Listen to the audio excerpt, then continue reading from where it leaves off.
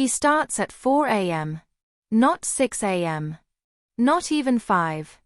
4 in the morning. And almost every single day, residents at Jurong East are jolted awake by music blasting from a coffee shop just across the road. It's not a festival. It's not a special occasion. It's just one man. With a radio. And an entire neighborhood begging for peace. Welcome back to 2230. Today we're diving into a case that's not just about noise, it's about enforcement, frustration, and the limits of the law. If you've ever had a neighbor from hell or wondered what happens when the rules don't protect you, this is a story that needs your attention.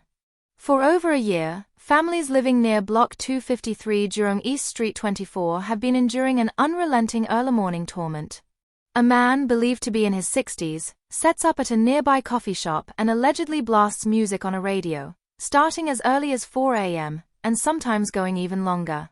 Ms. Chen, a 35-year-old resident, says it's become a part of her family's daily misery. They've tried talking to him.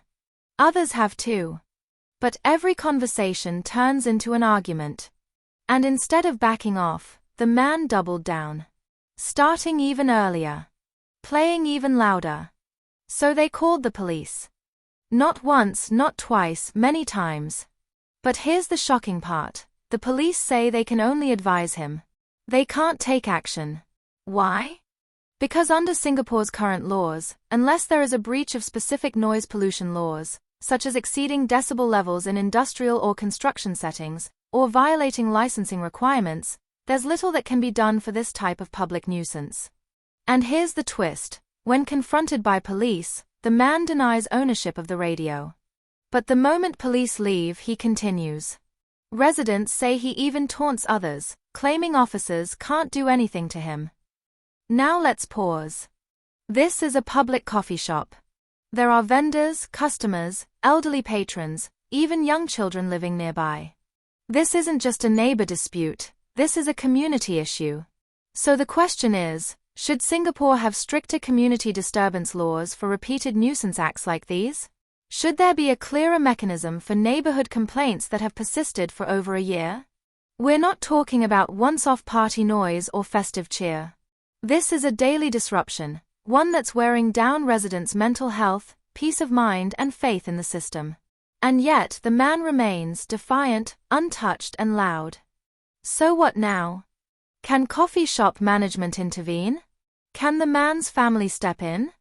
Should HDB step up enforcement under community nuisance guidelines? Or does this highlight a bigger hole in how Singapore handles long-term low-level harassment? Let's hear from you. Have you experienced anything like this? Do you think the current rules are enough to protect residents from these persistent public disturbances? Or is it time for authorities to take neighbor complaints more seriously, especially when there's a clear repeat pattern? Drop your thoughts below. And if you found this video insightful, please like, share it with someone who needs to hear this, and subscribe to 2230 for more hard-hitting Singapore stories that matter to everyday people. Because sometimes the fight for peace starts with waking up the system.